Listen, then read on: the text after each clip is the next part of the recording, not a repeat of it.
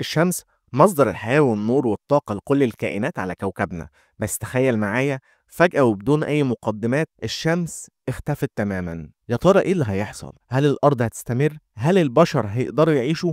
في الفيديو ده هنتكلم مع بعض عن مصير كوكب الأرض لو الشمس اختفت فجأة. تابعوني للنهاية لأن اللي هتسمعوه مش بس مرعب، ده ممكن يغير نظرتك للحياة كلها. أول ما الشمس تختفي إحنا مش هنلاحظ أي حاجة فورا، ببساطة لأن الضوء بياخد حوالي 8 دقايق و20 ثانية علشان يوصل من الشمس للأرض.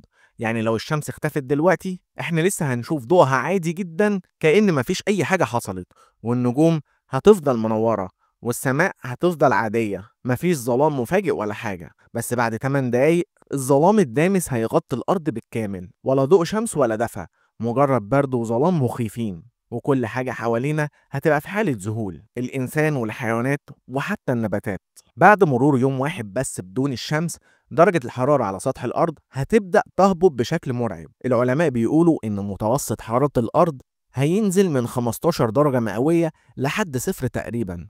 تخيل معايا كده، يوم واحد بس والدنيا كلها بقت ساقعة لدرجة مش طبيعية، والمناطق اللي كانت دافية زي خط الاستواء هتحس فجأة ببرد قارس كأنك في القطب الشمالي. الحياة هتبدأ تتلخبط، النباتات هتموت والحيوانات هتبدأ تنهار، والإنسان نفسه هيحس بالصدمة الكبرى. كل مصدر للغذاء هيبقى مهدد في أول 24 ساعة. بعد أسبوع واحد من اختفاء الشمس المحيطات اللي كانت بتمثل مصدر حياة هتبدأ تتجمد على السطح، المية هتتحول لجليد، السفن هتتوقف والأسماك هتموت أو حتى هتحاول تهرب للأعماق اللي لسه محتفظة ببعض الدفء. الناس هتبدأ تحتمي تحت الأرض أو جوه مباني مجهزة بالتدفئة، بس ده مش هيستمر كتير لأن مصادر الطاقة هتبدأ تخلص، ومفيش شمس تشحن الطاقة الشمسية ولا حتى تمدنا بالوقود الطبيعي. المجتمع كله هيبدأ ينهار، لا أكل لا تدفئة لا أمل.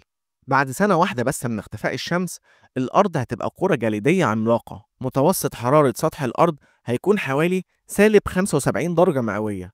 مفيش نباتات، مفيش حيوانات، مفيش أي شكل من أشكال الحياة اللي نعرفها. والبشر اللي قدروا يعيشوا تحت الأرض باستخدام الطاقة النووية أو الحرارية ممكن يقدروا يصمدوا لفترة، لكن لفترة محدودة جدا. بدون الشمس مفيش فيتامين د، مفيش غذاء طبيعي، مفيش بيئة صالحة للعيش. حتى لو حاولنا نبني مستعمرات تحت الأرض مش هنقدر نكمل أكتر من كام جيل. الشمس مش بس مصدر للنور وللحرارة، دي رمز للحياة نفسها.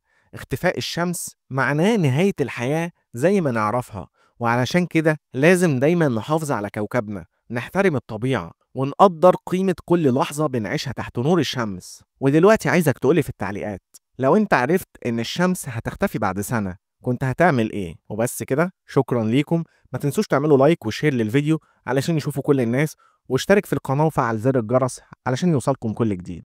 وبس كده، دعمك ليا لايك وشير، ولو انت على اليوتيوب اشترك في القناة وما تنساش تشوف الحلقات اللي فاتت.